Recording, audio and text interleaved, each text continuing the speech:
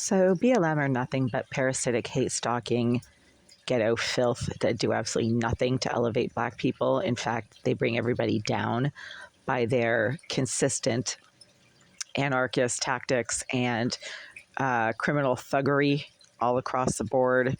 Their illegal use of funds to hire strippers, hookers, peep show workers, et cetera, et cetera. Their embezzlement of millions of dollars of donation money.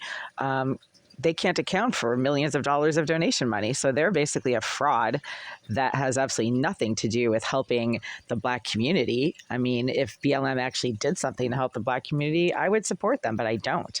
And there's a reason why. Candace Owens did a fantastic documentary, about an hour long, on how BLM just embezzles millions of dollars of donor funds. They can't account for much of what they are given by generous people. And that's why Amazon have deplatformed BLM from their list of donation ready organizations. BLM are a domestic terrorist group, and they engage in some highly illegal stalking and thuggery that I seem to be one of the people who is on the receiving end of. I am the only white female living in an entirely almost minority, male minority building complex. And I didn't move into that deliberately. It kind of slowly happened over the course of the 13 years that I've been living in this building. When I moved in 2011, this was a decent mix of working people, students. I never noticed any psycho creeps loitering around during the day. Pretty much everyone in this building seemed to have jobs. There were a number of nurses' aides working here. I was certainly not the only female. There were quite a few other females, which made me feel comfortable. And now I'm pretty much one of the very few females. I think there's maybe like 3 other ones in the building, this entire building. And the rest of it has gone from fairly normal working people to perving, creeping, violent psycho thugs that seem to be straight out of the Mexican drug cartel and Chicago gangland populations, except that they're severely mentally disturbed. And then there's a one holdout, Jasmine Irizarry, the psycho trash, perving, creeping, surveillance using sex offender, who seems to be kind of in charge of all this, weirdly enough. The Greenville group keeps singing her praises in terms of her ability to use surveillance devices in and around the building complex, and they refuse to move her out of this building, even though the police keep telling me, or have told me on multiple occasions in the past, that Jasmine Irizarry is an obsessive psychopath. The Greenville group has also told me that she, quote, targets females, meaning she's a psycho perv sex offender who targets other women, pervs and creeps all over other women because she's actually jealous. I think she exploits other women as some sort of a jealousy remedy for her psychotic, mentally disturbed hate stalking. So right now I'm lying here on my bed just trying to rest, take a nap, and I am getting literally electronically assaulted by Jasmine Irizarry's electronic energy device. Directed energy device. It's an electronic assault device.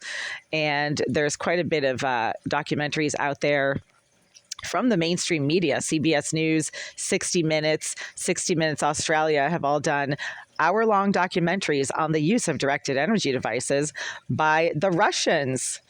What do you know? This entire building complex is owned by a Russian family called the Koritniks, and the property manager, Oleg Eliseyev, is also a Russian from Russia. They do things in a very different way than we do here in terms of property management.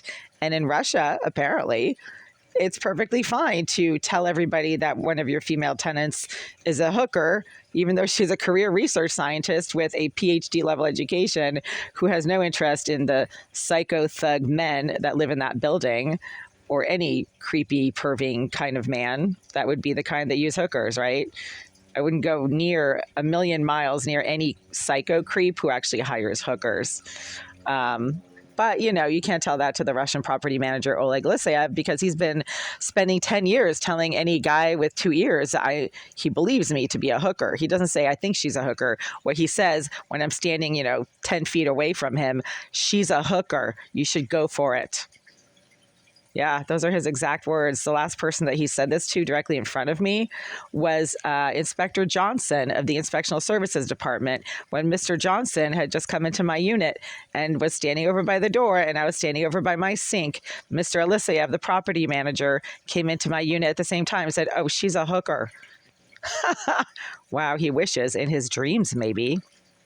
I don't go near most men in general, never have, and was never anything remotely close to a hooker in my life. But, he's Russian, so anybody who he doesn't like is a hooker, really. Anybody who he doesn't like is the subject of surveillance in their bathroom and of mockery that is downstream to the use of those surveillance devices in the bathroom, because it's some kind of sick revenge porn kind of thing where they put surveillance devices around your toilet and then make fun of what you do in your bathroom. That's been going on for 10 years. I've been aggressively harassed by multiple male tenants who keep making comments about what I do in my bathroom they should have no knowledge of.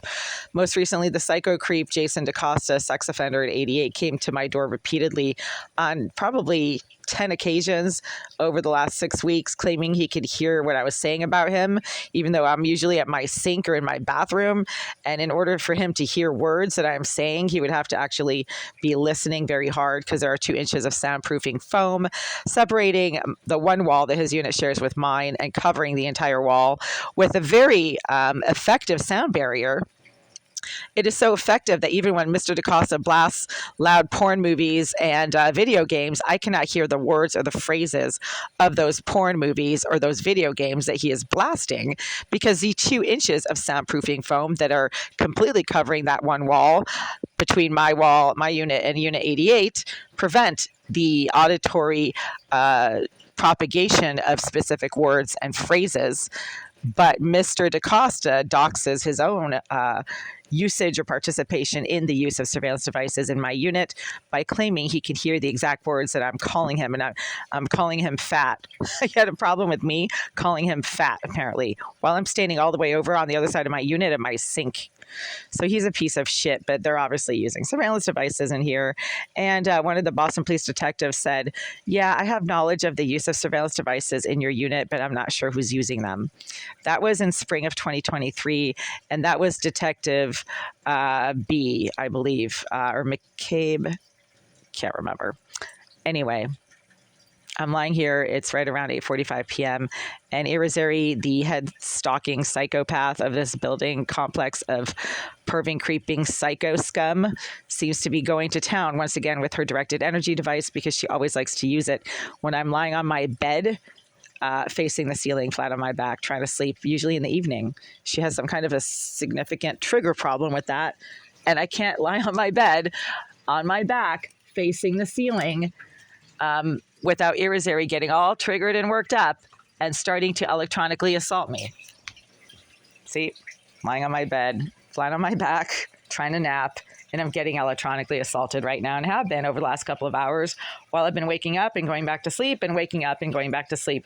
This kind of thing right here, when I do this, Irizarry gets all triggered and worked up and starts electronically assaulting me. When I do this simple thing, right? You go like this and your back hurts, so you do this, and she gets all like triggered and worked up. Oh, somebody just violently hit something below my bed. Somebody in 76 just violently hit the area below my bed when I did this. Wow, what a bunch of psycho pervs. And they can obviously see what I'm doing in here, because they respond immediately. So the psycho whatever in 76 below suddenly slammed something really hard directly below my bed when I did this. And this is when she uses her directed energy device suddenly. It's like when I'm lying flat on my back, sleeping in the dark with one knee cocked like that. No pun intended or anything. And it happens all the time. I cannot use my bathroom without getting violently intimidated by somebody who likes smacking and pounding the wall behind my toilet as soon as I sit on that toilet. I can't lie on my bed and cock like one leg like this without suddenly Irizarry, the psycho perv, hate stalking, quote, surveillance expert that is best friends with Oleg Alysiev, the property manager, using a directed energy device on me. And now I have to call the Greenville group and explain to them that I'm trying to lie on my bed quietly in the dark, and Irizarry, the psycho perv, rejected psycho trash pig, that they're using for her surveillance expertise, because she's a hacker that Mr. Oleg Aleseyev seems to have recruited from the dumpsters of hell. Now I have to call them and tell them that the psycho trash, perving, fat, ugly shithole pig named Jasmine Irizarry, who they're using for her surveillance expertise and whose hacking abilities Oleg Aleseyev has repeatedly bragged about, is assaulting me while I'm quietly lying on my bed minding my business right now.